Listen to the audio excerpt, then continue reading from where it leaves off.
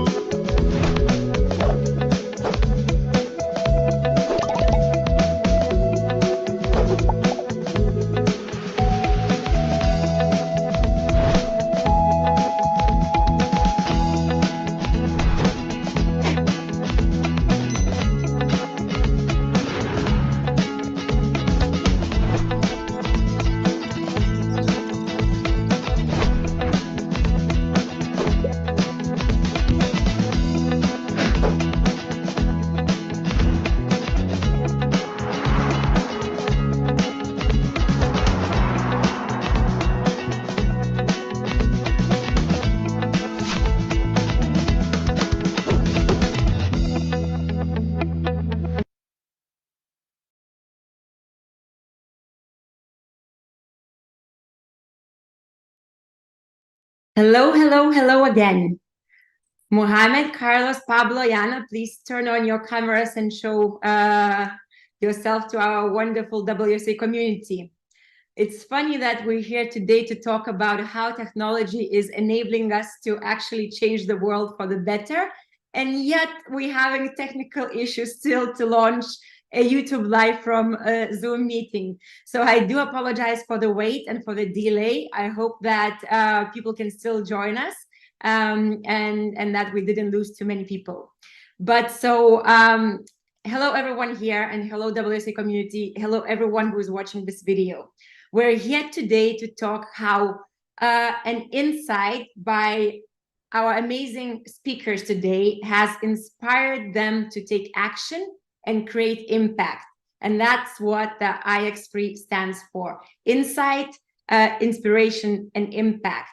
And WSA has been discovering and awarding and acknowledging the social entrepreneurs who are making the impact for the last 20 years in solving local issues that they see, and they employ technology to basically address the issues that they see.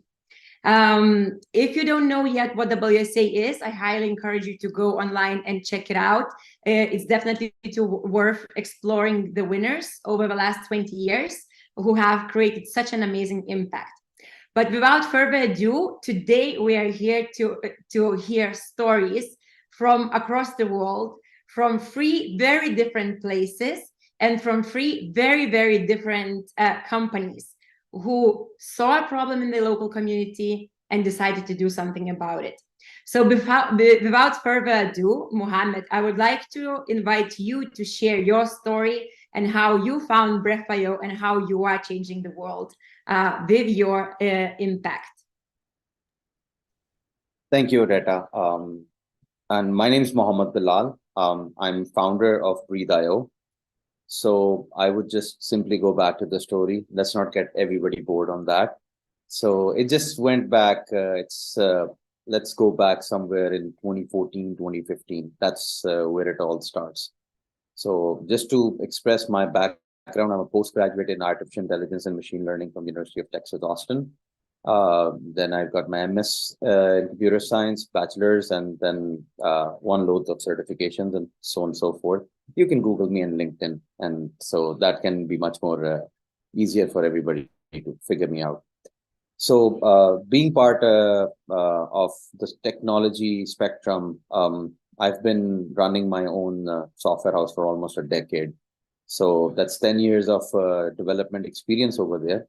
But it went back right in 2015 when I was trying to help a hospital in Pakistan.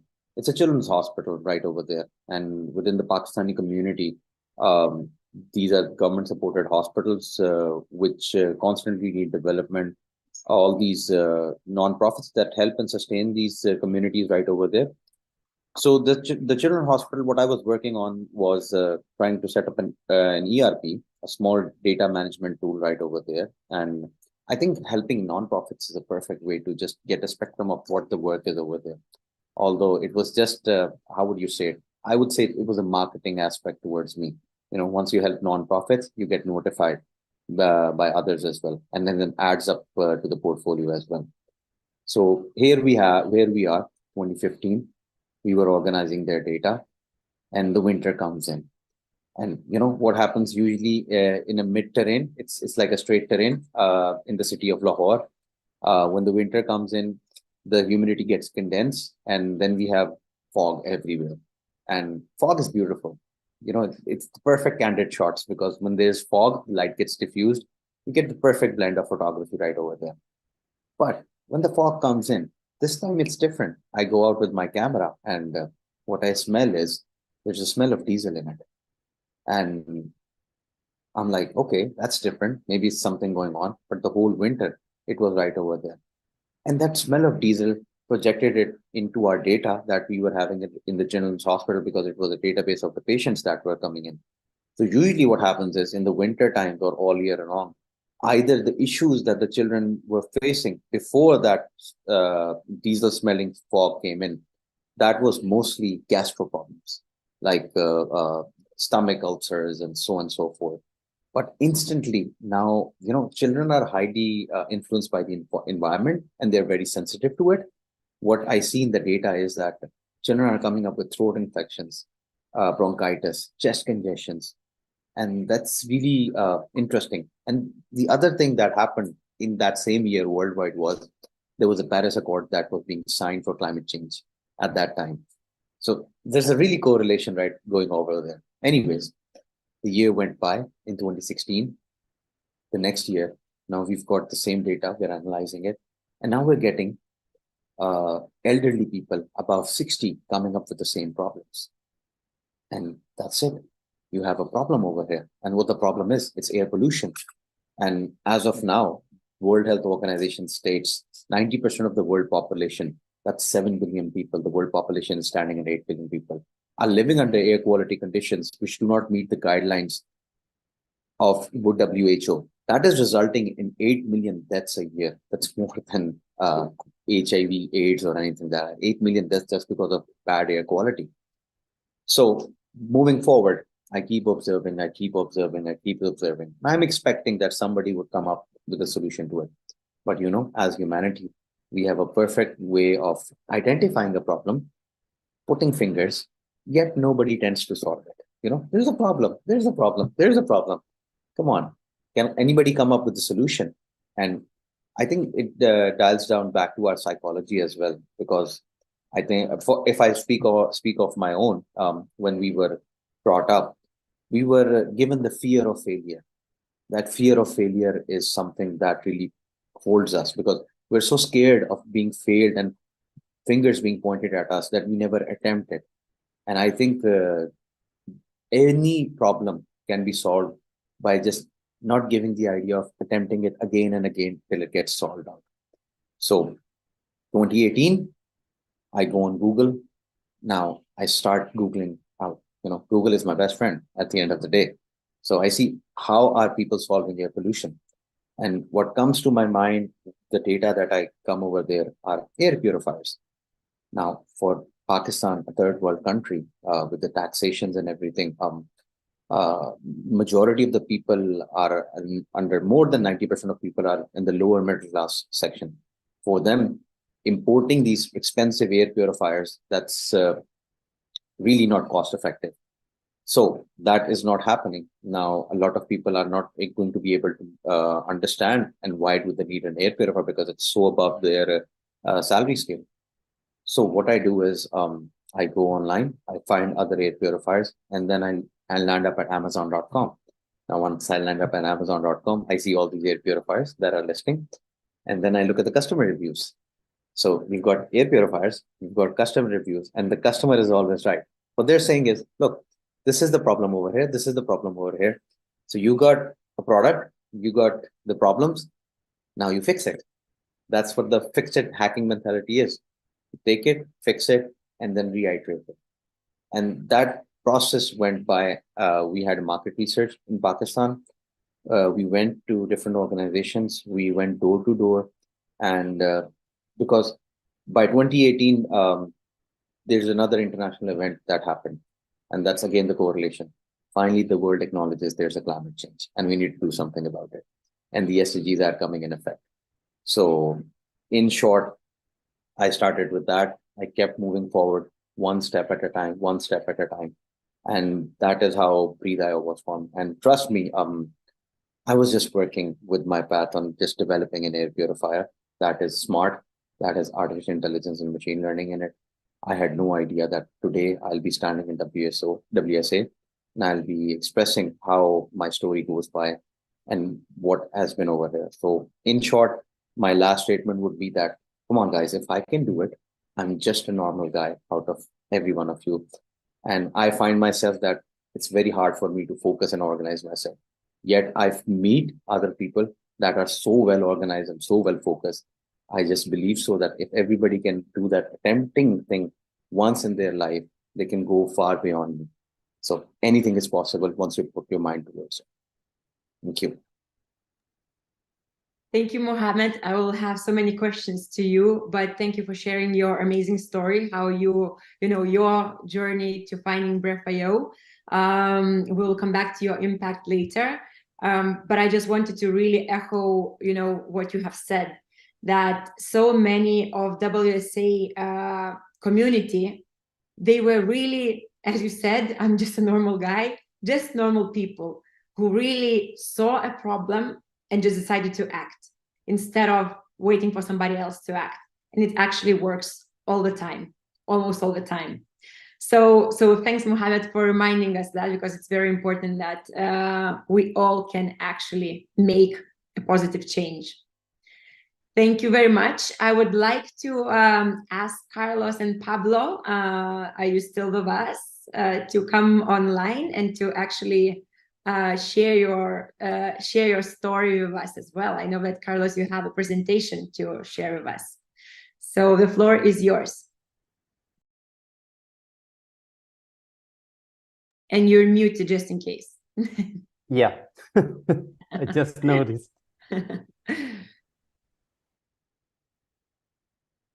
Do you see it now? Yeah, good. So in the 2010s, most of Latin America burned, but literally. Protests took place in Mexico, Brazil, Argentina, Ecuador, Colombia, Peru. Many Latin Americans were tired of excessive inequality, corruption, informality, and poverty. The institutions had failed them. People were tired of not being heard, at least not by the regular channels, so they protested, and unfortunately, sometimes did it violently.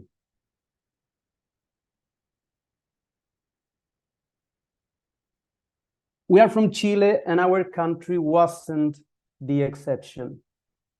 In October 2019, in Chile's capital, Santiago, an increase in our transportation fees made the bomb explode. People would burn the public transportation, both the underground and the city buses. And they even burned some churches of different religions, and also destroyed many small and medium businesses. Their anger was affecting others people's right. Then the COVID arrived, 2020. People were locked in, but still angry. So it was a pretty bad combination. This scenario was, of course, grim and turbulent. In social meetings, at work, even at family dinners, you wouldn't talk about anything but violence, disagreement, and despair. Polarization became the rule, basically.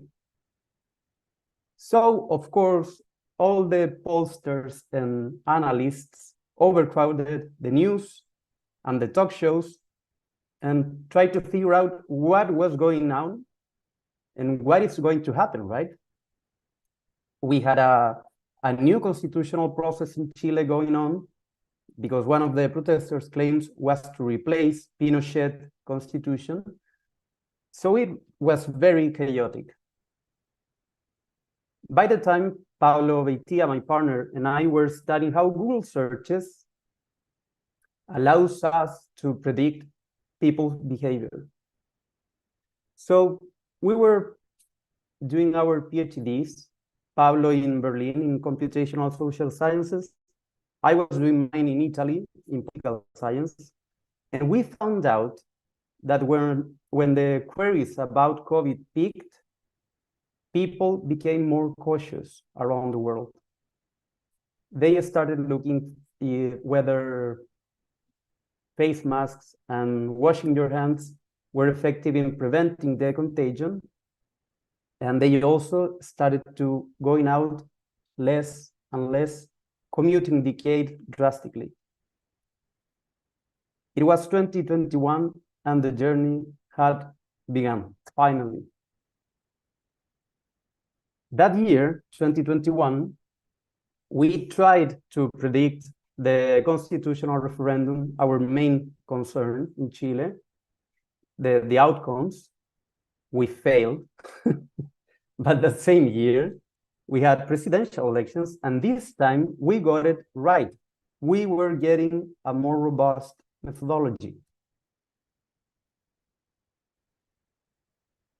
So Pablo and I thought, okay, we have this. What comes now? We just started divulgating our predictions with our website, a Twitter account, even using WhatsApp, you know, your personal account. You don't have to hire a business account, or it's very simple, just few characters, an emoji, and that's it. So the media started paying attention to our predictions. We suddenly were giving weekly interviews about emerging social conflicts in Chile. Also, media from Colombia, France, Spain started quoting our predictions. We gained confidence, and Carolina Rossi, one of the World Summit Awards juries, convinced us to apply for the World Summit Awards 2021. And guess what? We got in. In Quechua, Chile literally means the end of the world. The two of us from the end of the world were pitching our idea just with two connected laptops. That was it. To an international jury and social entrepreneurs from every corner of the world. It was amazing. It gave us a new boost, of course.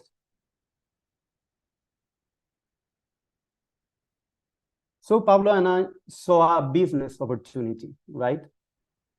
Predictions are working. We drew an idea, pitched it, failed.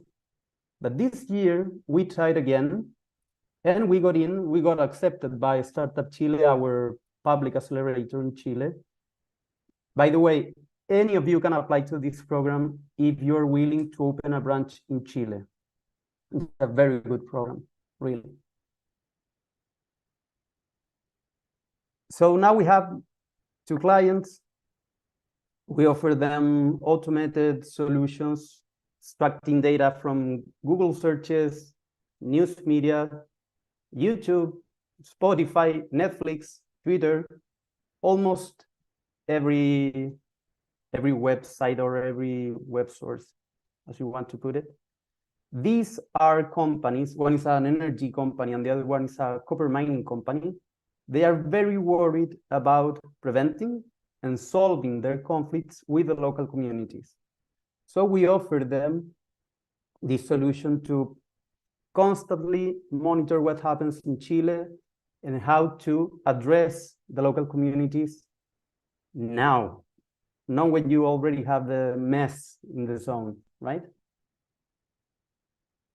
What's next? We have no idea, neither we did a year ago, honestly. But we did learn loads, and we want to share some of those lessons with you. First, be nice to everybody. This is your network. I mean, 15 years from now, these people can help you or your project thrive. Second, seize the crisis.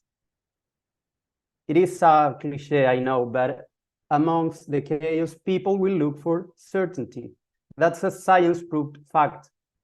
So if from your expertise, you can provide just a little of certainty, you can make a huge impact.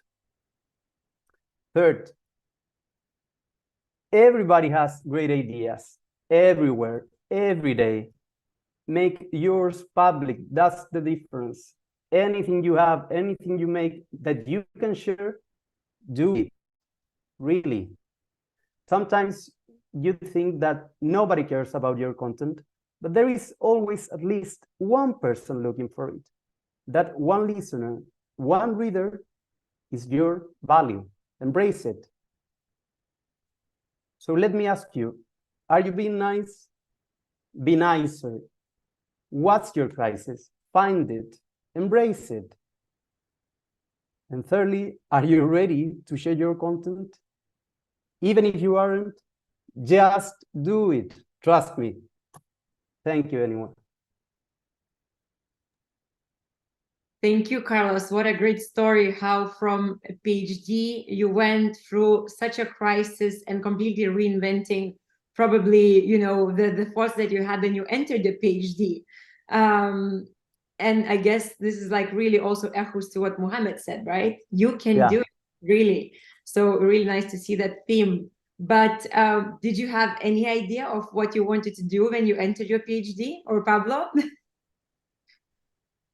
Well, we actually took very different courses from we kind of thought at the beginning, right? I was more working for the government. Then Pablo started in sociology and finally ended up in digital social sciences. So we didn't know, but that's the idea, right? Just start the road and it will open in several ways. You have to choose just in the middle of it. That's why the world is such a magical place. Yeah. Let's hear Jana tell us her story, and then we will all come back again to talk to each other and discuss what we've heard. Jana, so all right. It's yours. Yes, thank you very, very much. First of all, I want to say I would not be here without my co-founder, Sij, who is not here today. But this is, for me, one of the most important lessons, and you'll see later why. If you do not have a partner with the same values and also trust your intuition when you look for a co-founder, you will see if it matches, and you will know it. From the moment you have your first meeting, the first 30 seconds, you know it. And also, I wouldn't be here without our amazing developers who started or developed our app, our partner company Minds in Action in Windhoek.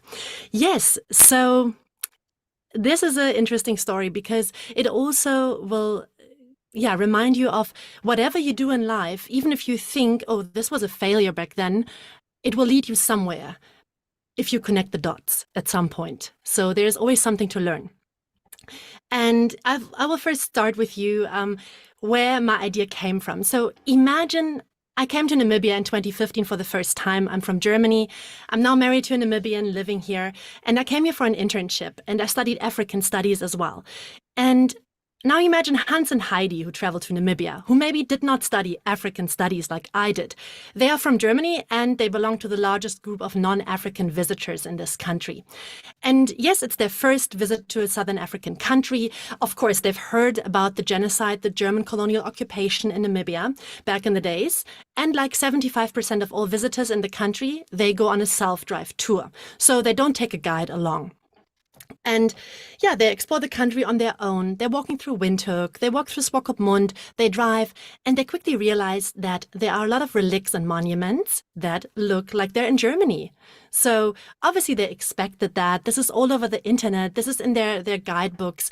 But now there's actually no sufficient signage on monuments, be it from the German colonial era or from Namibia's long struggle of independence until 1990, where the last colony of Africa, Namibia, was actually freed and became their own independent country. So,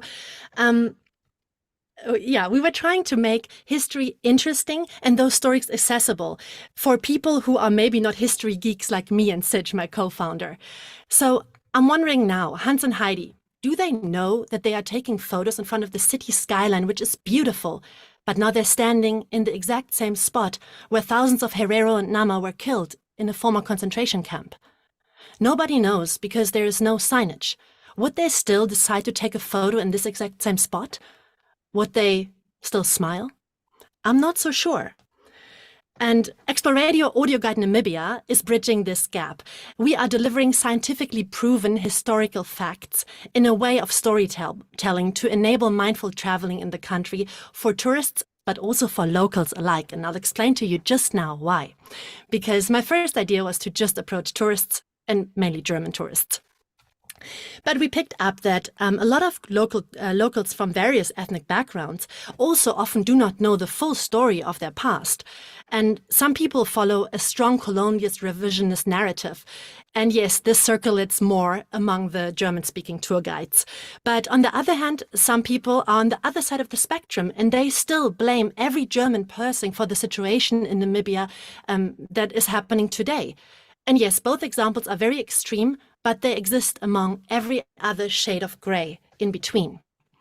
So in the past 5 years, from the moment that we had the idea to create an objective and factual narrative, until today, some things have changed already, of course. But this is actually a positive thing for us. Because a lot of tourists that come now also want to learn more about it. They don't just come to go on a safari and see a giraffe. They want to get the whole mindful travel experience. And we kind of had this intuition before. So on the other hand, also, it brought different problems because German media, while there was this genocide compensation debate on, brought a lot of stereotypical content and is just reproducing stereotypes while they actually think they are helping the debate. So yeah, we encounter both things and we try to solve this with Exploradio and tell Namibia's story and genuine Namibian stories as well, because we believe that also history is a holistic thing. And oral tradition and storytelling in itself is deeply built in our human concept. And yes, not only in Africa, but especially here. Folktales are believed to have the power to hold the community together, the ancestors, the living, and even those not yet born. They serve to communicate morals and traditions to the young in preparation of life's obstacles. So based on this, we believe that actually sharing historical facts, cultural norms, and knowledge even about the environment and nature. So we kind of broadened up our entire content and are really telling you everything about Namibia now. And this can increase cultural understanding and compassion and empathy while delivering relevant information. And this is really the vehicle to enable mindful traveling in Namibia, but also anywhere in the world. Let's have a look at today. Where are we standing now? So we've created the first and only audio guide app for Namibia and a podcast with over 40,000 streams and counting. And when I first told people my idea, they were like, oh, that's crazy. How do you want to do a tech startup? But like we said before, we're all ordinary people, but maybe our minds work a bit differently. We connect the dots a little bit differently and we dare. We just dare and try. You can always go back. If it doesn't work, or pivot, how we say in startup. So at the moment, we are adding also more products to the list because we came to realize in the past year that, yes, despite having developed a tech product first, we are actually a startup that's specialized in storytelling. So we diversified our content and are currently creating our first audiobook, working on our first ebook, which will later also become obviously a narrated audiobook. We started actual live guided walking tours in Swakopmund, in the coastal town, which has a lot of hidden history, while everyone always just thinks it's like a German town that they put here at the coast of Africa.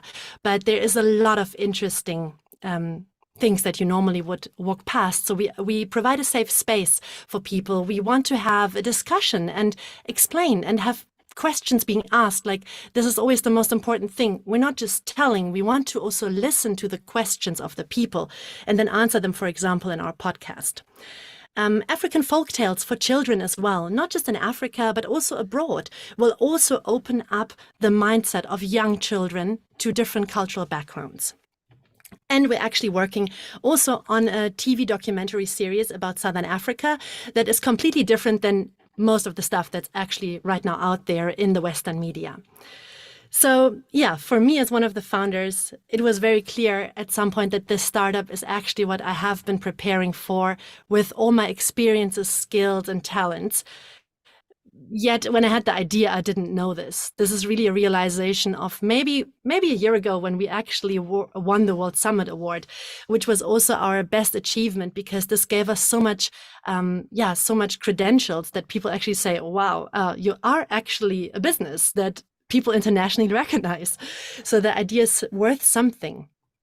I studied first acting, working as an actress in stage and film. And now if you say you want to start a tech startup, like imagine the looks people give you.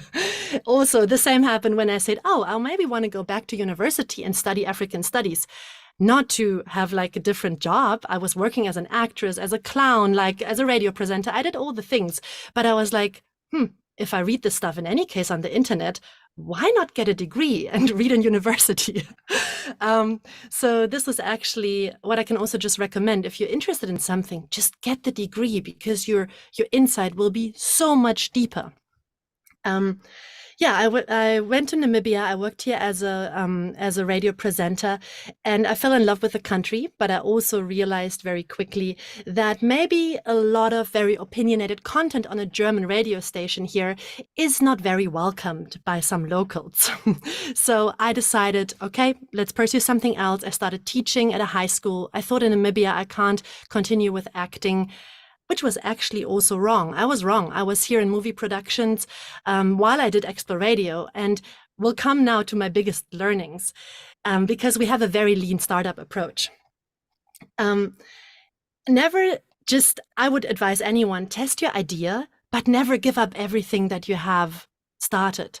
Because if I would have stopped to narrate audiobooks, produce voiceovers for other companies, I would have never had this idea to actually and the opportunity to start a publishing company as well, where we now can basically feed all our Explore Radio content into it.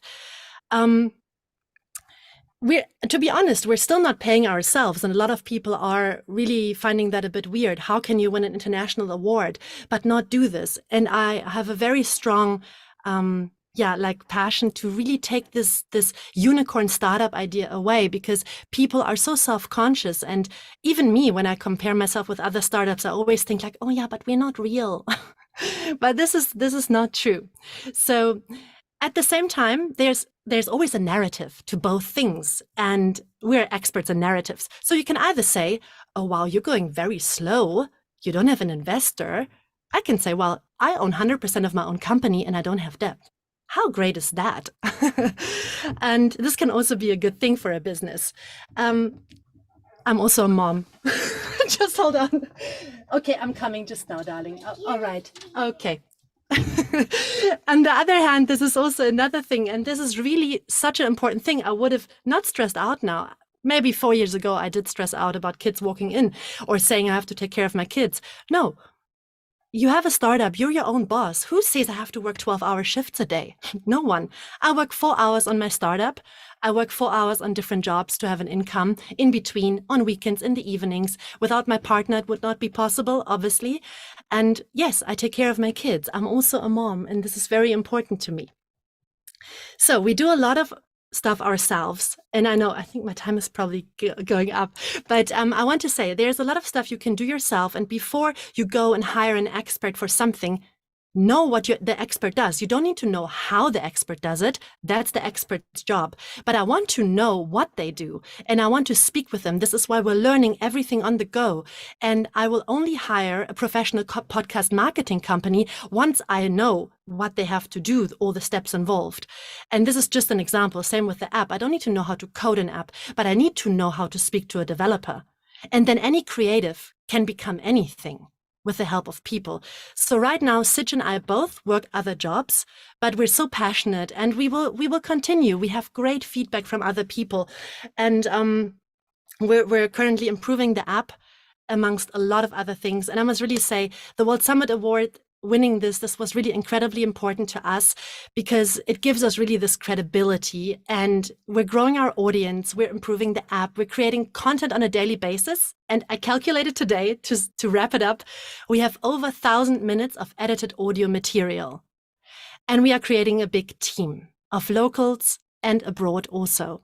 Thanks for a digital working environment. So one day we will add a happily ever after to our story. Thank you very much.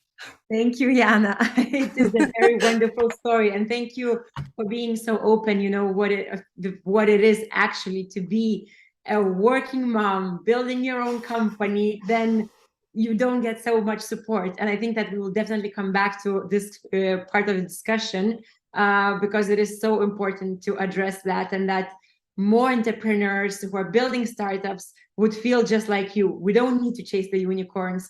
We're doing this because we care, because we want to, and want to do it our own way. So this is like really, really great. Thanks so much for sharing. And I have a question from the audience for you, actually. Are you planning to move to other countries? Yeah, in the beginning, I still remember I won a Femtech award, which was that 2021. I'm like, my math is also not good. I hire an expert for that. So yes, and we had this big 5-year plan. Yes, in 5 years, we'll be in like Zimbabwe, all the other self-drive countries, Botswana, South Africa. And now we realize, okay, yes, this would have been possible if we had a big investor, work 12-hour days from day one. I believe still this is possible to move to other countries. The concept is there. We have all the guidelines. We could even hire teams if there is an investor who wants to do this in another country. We wouldn't even need to be involved. We could advise and have a share in the company, for example. But I also believe you have to live in a certain country, really. I couldn't do all of this without Sij, my Namibian co-founder, 100% not, even if I studied African studies and I live here now. And everything I've learned in the past 6 years that I lived here is very different from where I came from 6 years ago also. I mean, the world is changing. Maybe everybody can join to this discussion, because I think it's very interesting topic to continue about, you know, building your company the way you want to versus the way somebody else is directing. Because what I think I've heard recently a lot, that, you know, not necessarily inviting investors to be able to do what you want, and for example, not to move in another country if you don't feel like it, and not to work 12-hour days, is becoming a way for startups, at least to some startups. Carlos, Mohammed, if you're still there, Pablo, if you have an opinion on that, what is your take? How do you manage your business in that regard? Mohammed, do you want to go? Sure, you can go first. I was waiting for you. You know, oblige people. You know, be nicer, like you said. Thank you so much. I actually agree with Jana. I like being involved in several projects. I think it's refreshing. It also gives you some perspective about your main business, because you know you have all the sectors have problems. Yours are not bigger, not smaller, just problems to be solved. And I've found many solutions to my main job by doing stuff in other sectors that are not apparently related. But at the end, everything is connected. So, Carlos, are you planning to maybe source funding, or are you also taking a different approach to building your business? We are now trying to grow through sales. Selling, because we have a subscription model. So it's very easy to scale up, but we need a very strong base of clients, right? I think my case it's a little different than Yana's and Mohammed, because ours is now a business, like a corporate business, trying to keep the impact we had at the beginning. But it's a different formula, I think. Yeah, but it's that discovery of those differences and changes, right? What keeps you actually still making the impact. And I know that we're talking about business now, but we will also come back to the impact as a next topic. But Mohammed, maybe you can comment on your approach to building your business. Are you trying to fund it? Are you doing it through your own means? What is your perspective? Because I know that you're also selling your devices and making a corporate business, as Carlos said. How do you manage it? So I just take in my opinion towards that is for me, what I would say again, for me, the opinion is mine. I own it 100%, 120%. So I think you got to keep a balance. You need the funding for the company to sustain, and the funding is only applicable if you're able to sell it. So I mean, it doesn't work. I always correlate. When you listen to other stories, there was a story about pet rock. Everybody should know about that. How a person took rocks, gave it a shape, put it in a box, and became $1 million business in 1 year. So if that can sell, anything else can sell as well. So I would say for all people that are listening, they come up with an idea, sell it. As a startup, you have a perfect space. You have the perfect comfort zone. You're not a corporate company. You're in the process of becoming a corporate company. So when people buy stuff from startups, they give you the leverage of, error and margin are right over there. So if it doesn't work in some contexts, they won't come to your callers for that. It's a startup. It's supposed to have a user feedback. Why? In my opinion, I don't personally, nobody likes to communicate with corporate companies. Why? Because they don't listen. They've got so many layers in between them, salesperson, live chat, so on and so forth. But why do people, I think the psychology is, you love talking to the founder because, your opinion matters. And when you say something, they might do it. And you'll see the iteration in the device. For instance, with my device, I've met so many of my customers and talked to them. How does my device make you feel? Is there any difference? Most of my ideas, I would say 70% of the iterations in my device are not my ideas. They're my customer feedback. They told me, look, this is what we want in the device. And I did it in accordance to it. So the balance in between the impact has to be there. It has to add the value. If my product is not adding value to the customer, or instance, I mean, if I launch something, if I start communicating with the customer, they're going to make sure I add the value to it. And yes, the funding has to be there, and you need to scale up. You need to scale up because look at that. I would resonate with Carlos. I used to also think on this. 8 billion people. 8 billion people. That's a lot of the world. If you could just capture 1%, 1% of 8 billion, you're almost halfway to the unicorn. 1%. Nothing. Let's make it down. 0.5%. 0.5%, you're almost halfway to becoming a unicorn. So yes, I always say that fundraising is not hard. It just seems very hard. The first check seems very hard. But trust me, there is so many VCs around the world that are looking for you. You just gotta go out there, tell people about yourself. At least tell 200 people in a year about yourself. You should meet 200 different new people. So I would include these 6 people right over here, add it to my list. Okay. Another couple of numbers going forward. So that's my opinion on that. I think I hear a bit of a different approach towards, let's say, finding investors or wanting to attract funding. And I want to share that, since I came to WSA, I saw a transition in terms of, in general, social impact and finance. in 2015, then I first went to Singapore to the Congress. It was like two separate camps that cannot live together. It was like, no, the social business is made by NGOs, by nonprofits. There is no kind of self-sustaining business model. It cannot coexist. In 2018, there was a lot of discussion of like, but if we don't have a business model and if we don't charge, how we will survive and continue making our impact.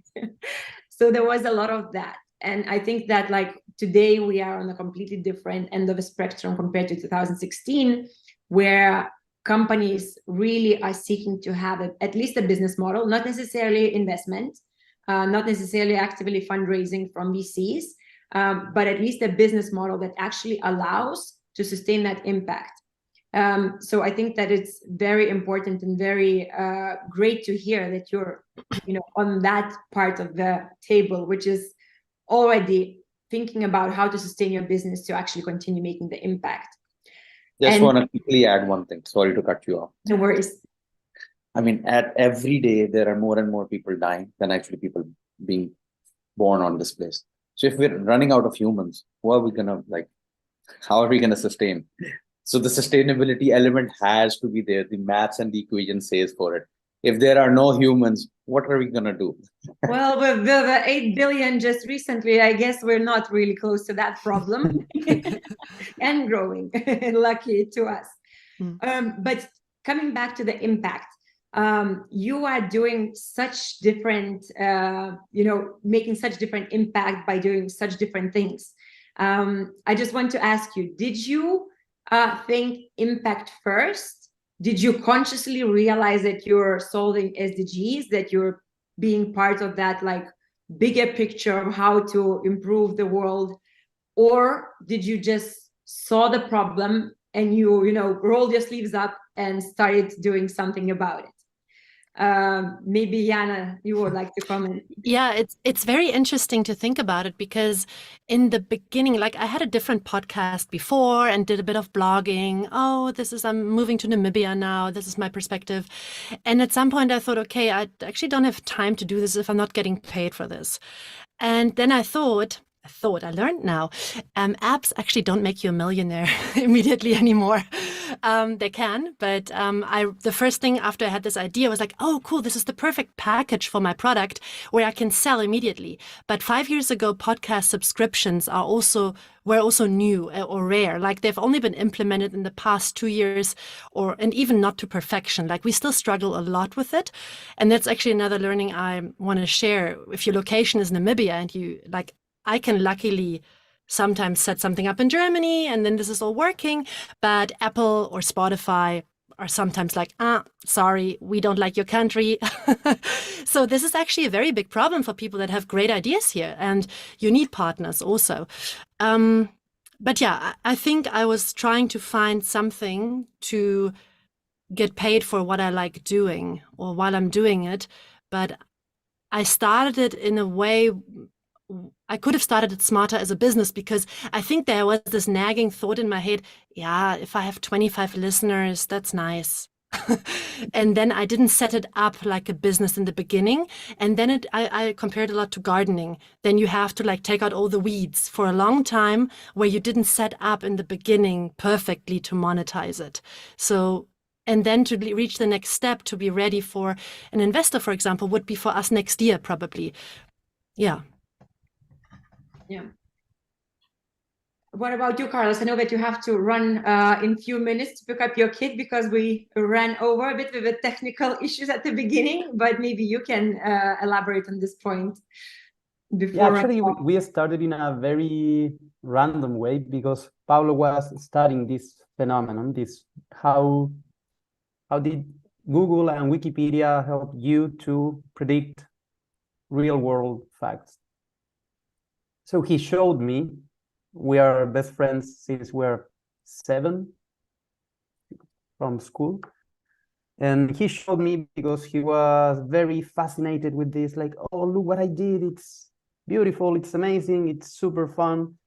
I agreed with him, but I told him, this is real. I mean, you have something here. And that's how we started, but it wasn't a business, it was just fun. Then we started with we matched it with the problem that was happening in Latin America, in our country. And we said at the beginning, let's see how this goes. For now, let's have some impact, because it's free. I mean, it is free. You don't need any paid subscription, just maybe some LinkedIn. You can make a Google site in 2 minutes. And you just have to be really, but really consistent until you became nauseous about posting and writing and looking for some new ways of copywriting or sharing. It is very tiring, but after months doing it, impact will come if you have something interesting to tell. That's another thing. Nobody cares about you, your project, your product. Everybody cares about my problem, what I'm feeling, what are my expectations. So please just communicate to that, right? Nobody cares about how beautiful or great you are solving things. What is the pain that you are helping to solve? That's a bit controversial to what you said as your third advice of somebody cares about your content. Yeah, but because you can relate to them. Yeah. Because you can relate to their pain. Absolutely. Or to their situation, or to, yeah. Absolutely. And again, as Mohammed said, we are 8 billion. At least one of them will look for your content. Or hopefully 0.5%. Yeah. I guess, Yana, the being persistent with doing it, showing up and actually doing the work, it really probably resonates with you, because it is very important for you to continuously put out the content, put out and do it, right? Yeah. It's actually interesting. Something happened this year where we were like, Sitch started a new job at a school, and we were like, okay, I got very sick, but I'm good again. And then we couldn't post for a while and didn't do things. And we didn't have interns at that time. We didn't have freelancers that we could or wanted to pay. And then I realized, oh, but our content is still out there, and our streams went up. And I could see every time the German had like school holidays, up. And then I was like, okay, we probably have enough for it to be like a little bit self-sustainable. And we still create like numbers while we're not working. And this was for me a very enlightening moment, where I think you break through this one threshold at some point, but you also need to, as I said, garden and weed and make your content still look nice. And then I realized, some of those audio clips on Spotify have still covers from like 5 years ago when I didn't know how to make a nice cover. Let's change that.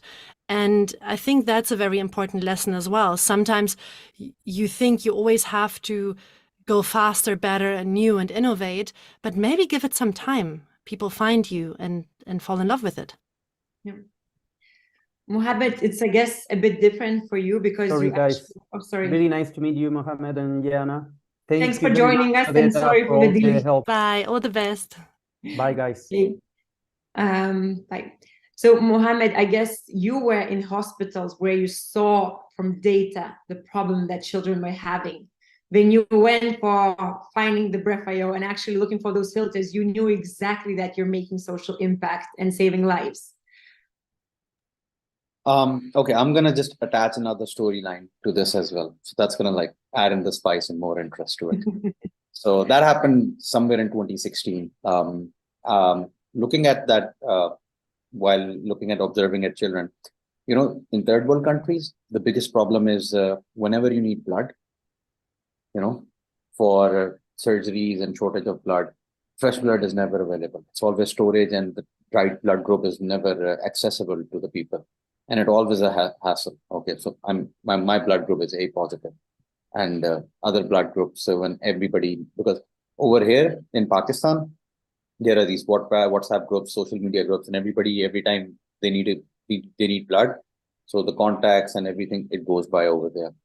So what I did was I formalized all that thing in an app, and I called it Blood Billions of Geo Blood, and I presented it at a Collision conference. So now what you have an app is it's geotagging blood donors all around in your area. So you put a pointer, 2.5 kilometer radius, and it finds you people living in blood area, which blood group person is right close to your area. So now this was purely a social impact thing. This was purely in collision conference. And there was this one guy that came, that happened in New Orleans, and he came to me and he's like, now again, user feedback. Dude, I'm going to use your app. I'm going to move into a neighborhood where there are more blood donors. And I'm like, why? Because the neighborhood seems more helping, more kind, more supportive. Okay. So I'm like, okay, that's interesting. Now, the problem with that app was it didn't have no business model. It was completely set out for a social impact. And at Collision Conference, everybody appreciated for what I've done. But when the investors came over here, I had no way to sustain it. You know, my sustainability business model was I'm going to collect the data later on. We can give the data and the universities can use it for research and so on and so forth. But anyhow, so I think that was perfect social impact. It still needs, there's room and space for that as well over there. But because it didn't have a business model over there, it couldn't sustain. And that's where the whole philosophy, the understanding, the learning of that app came into Breathe.io. I need to have that social impact, without which there's not going to be a demand for it. But I need a way to sustain it. Okay. And then the other part comes in. It was again in OpenGSV, these conference events going on. There was this guy, he said a really beautiful thing, you know, start making people's dream come true. Somewhere in between your dreams are going to come true as well. And everybody needs to find their personal and professional purpose. And it's really easy. For instance, I didn't know my personal purpose. I just needed words to define it. I was doing it instinctively. So my personal purpose is I want to achieve immortality. You know, our bodies cannot achieve immortality, but I want to achieve immortality. And the only way I found out was I just need to create history. I need a way that history should remember me. And I've achieved immortality right over there. And that's my personal purpose. So the social impact overweighs right over here. To create history so everybody remembers whether I live or not, I need to do something that's going to help make people's life better or at least save them. And that's where my personal purpose comes in, to create products that promote the well-being and longevity of human life on Earth. So I think these are the school of thoughts that kind of align and help me, initially move with the social impact, but add the business model to it as well. Through learning and also reinventing yourself, what we heard a lot today, I guess, from everybody really. But also what I'm very curious now, you know, especially Mohammed, maybe you can start to answer this question. Do you have a lot of people in your network? Do you have people that you know, I don't know, from your school, from your university, from your local neighborhood, you know, in your close circle, who think like that social impact is in their DNA, that they have to, like, whatever they do, it has to address some issues of humanity? Are you surrounded those people, or is it a one-off case and you feel lonely wolf in that in the world? What do you want me to say? You want to lie or you want the truth? The truth, only truth. The truth is that as of what technology has submerged into our life, we have evolved to a point that we've evolved with technology. Now you can't live without technology, and without technology, you know, you can't live without your smartphones. Okay. But I've seen the era where there was no smartphones. I just find it was more peaceful. Communication had a meaning. You know, people had a meaning. Every time somebody used to come to your house, a random bell used to ring, we used to get excited for somebody at our house. Nowadays, it's like the bell rings, even if it's like 3 p.m., 4 p.m., or like 12, 1 p.m. I'm like, the perspective is like, yo, what the hell? Only call before coming. Okay. So I think what technology has done is we've had communication so easy. We take it for granted, and we're too much connected with each other. And that adds the disconnect part as well. Everybody needs that space in which they can at least have time to organize themselves. So when regards to social impacts, I've seen people not exactly with my school of thought, but definitely they are moving towards that scape as well. And then SDGs, and the business aspect, the funding coming to it. So that's promoting the social impact a lot. Because if this the SDGs won't, and the trends won't come, as of now, like 51% investments are happening in sustainability, and 49% investments worldwide by VCs are happening in health tech. Okay, so until as this trend doesn't keep moving over here, the sustainability and the social impact part would not survive so far. So that's my perspective. Hope that makes sense. It does make sense a lot. And like we're talking about the local context, right? So it's very interesting for me, at least personally, to understand what is that local context, like according to these topics. So for example, in Namibia, Jana, is social impact a thing? Is UN SDGs a thing? Do people think that? Then they are starting their business, or then they are doing projects? Yeah, a lot. There was actually another winner in 2022 from Namibia, and they've created, I think, a huge impact. It was Jabu. And yeah, it's very, I would say people think differently here. It's first like, how can I make the place for the community better? And I think if you live life like that, it's very healthy. I was also thinking in a way, maybe not everyone is into doing a NGO or a social impact business, but I have a lot of happy people in my network, and happy people want other people to be happy, and they're not jealous, and they're helping, and they're giving hands to each other. And it doesn't matter how small or big the step is. It doesn't matter if you help your domestic worker here to bake bread at your house that she can sell because she doesn't have an oven or electricity. It's really just this, how can I help? I think a lot of people in Namibia have this mindset. Yeah, how can I help? If you saw the Netflix series about living to 100, it's all about that, really. Like long. I actually haven't gotten that far, but maybe I must. Maybe we must continue watching it. But that's, I guess, one of the key insights. So it's very good to hear that around the world people are doing that. What about Chile, Pablo? Is social impact a thing in Chile? Yeah, I think it's a common things. Most of people, of young people, or at the university are trying to do things like that, supporting people, for example, in the slums or informal settlements, or very poor people in Latin America. Yeah. One of my first jobs was in the NGO Techo, which is trying to give a house to everyone in Latin America. Yeah, and I think that in that context, I met a lot of young people all over Latin America trying to do something in different aspects. And I think the NGOs are a good environment to create, to innovate, or that was my experience in Chile. So we were creating some technologies, for example, a monitor of slums or informal settlements in Latin America. And I think that project was probably the previous version of Monitor Social. Yeah, because we were monitoring social aspects in Chile, or the growing of the housing, social housing in Chile.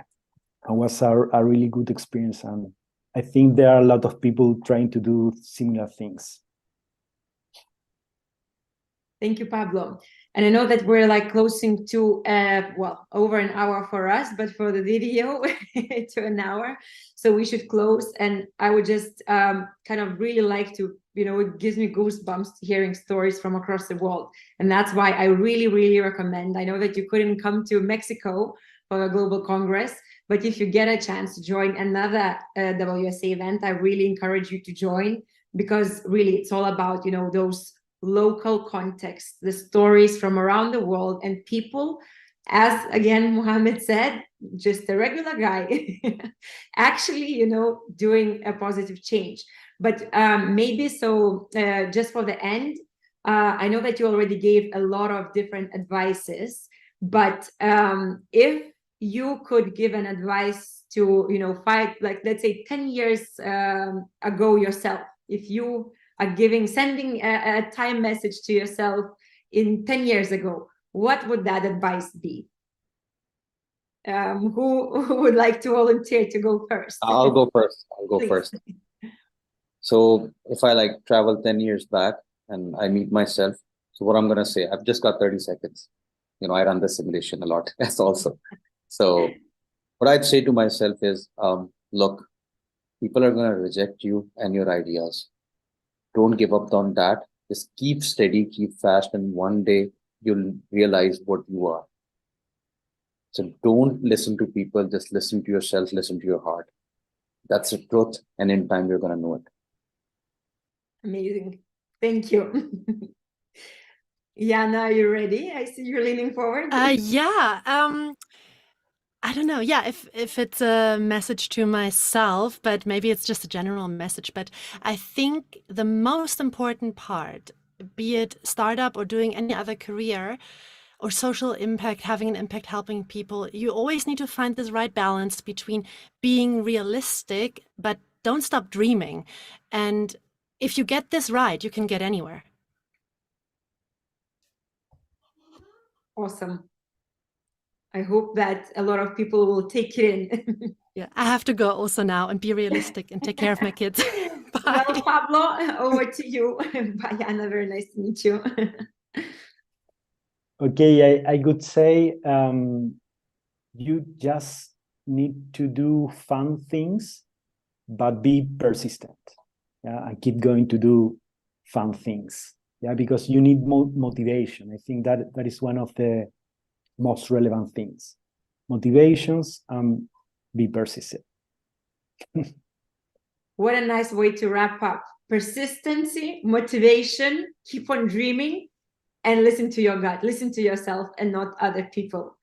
Thank you so much. Sorry that it has been like a bit of a juggle of technology today, but I hope that you enjoyed talking to each other and getting to know each other. I hope that the audience who's listening to this will find the stories also very interesting and inspiring and useful. I'm sure you can go to WSA LinkedIn and find all the speakers of today, all of their projects in the post about iX3 event. If you want to follow them, if you want to share your congratulations or send wishes, or just in general have any advice or suggestions, please go ahead and get in touch. And I am really looking forward to seeing you guys in a WSA event, a physical event, hopefully. And I'm really looking forward to meeting the audience again on another iX3 event where we will share stories how insight, impact, inspiration, impact is changing the world. Thank you so much. Thank you. Thank you, Audrey. Thank you, Thank you. Yeah. Bye-bye. Bye-bye. Bye-bye.